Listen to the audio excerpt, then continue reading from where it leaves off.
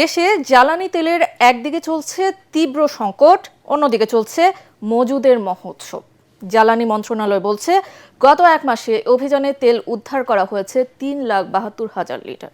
জরিমানা হয়েছে 1 কোটি টাকা। জ্বালানি মন্ত্রণালয়ের মুখপাত্র মনির হোসেন চৌধুরী জানান, এই মুহূর্তে জ্বালানি তেলের মজুদ আছে 2.5 লাখ টন। চলছে আরও আনার প্রক্রিয়া। রিপোর্টে জানাচ্ছেন মাহবুব কবির চপল। জ্বালানি তেল নিয়ে ধোঁয়াশা কাটছে না। সরকার বলছে তেলের সংকট নেই, কিন্তু পাম্পের সামনে যানবাহনের দীর্ঘ সারি কমছে না। এর মধ্যেই চলছে মজুতের প্রতিযোগিতা।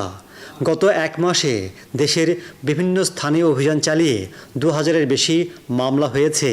উদ্ধার করা হয়েছে 3,72,000 লিটার তেল।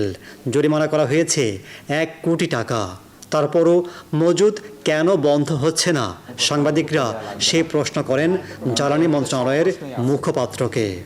মানুষের মধ্যে প্যানিক বাইংটা এখনো বন্ধ হয়নি, যে কারণে পেট্রোল পাম্পগুলোর সাপ্লাই চেইনটাতে ইন্টারাপশন হচ্ছে মাঝে মাঝে। উদ্ধার অভিযান চলছে, রাষ্ট্রের সমস্ত আইন শৃঙ্খলা বাহিনী এটার সাথে কাজ করছে এবং প্রচলিত আইন অনুযায়ী যা যা করা দরকার সেভাবেই কিন্তু ব্যবস্থা নেওয়া হচ্ছে। আমাদের পর্যাপ্ত মজুদ আছে, একদম পর্যাপ্ত মজুদ আছে, অ্যাসিওরিও।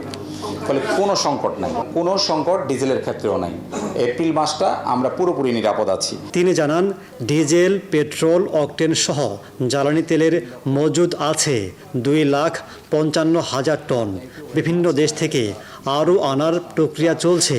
তাহলে কেন সাশ্রয়ের কথা বলা হচ্ছে? এমন প্রশ্নের জবাব দেন তিনি।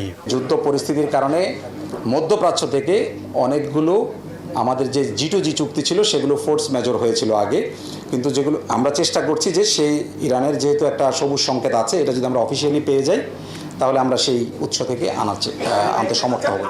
ব্যক্তি হিসাবে, জাতি হিসাবে এই সময়ে নতুন করে আমাদেরকে ভাবতে হবে যে সাশ্রয়ী হওয়া উচিত আমাদের। আমরা কি করে সাশ্রয়ী হয়ে পুরো জাতিকে রক্ষা করতে পারি, কারণ এটা একটা বৈশ্বিক সমস্যা। এই সমস্যা আপনি কেউ তৈরি করিনি। জ্বালানি মন্ত্রণালয়ের মুখপাত্র জানান, জনস্বার্থে তেলের দাম বাড়ায়নি সরকার।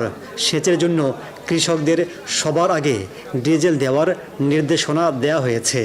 কোনো ব্লক সুপারভাইজার, যেটাকে এখন বোধহয় ইউনিয়ন কৃষি সহকারী কর্মকর্তা এরকম কিছু বলে, অথবা উপজেলা কৃষি কর্মকর্তার কোনো প্রত্যয়ন নিয়ে যে কৃষক ডিজেল চাইবে তাকে যাতে এটা প্রদান করা হয়, এটা এনশিওর করা হচ্ছে।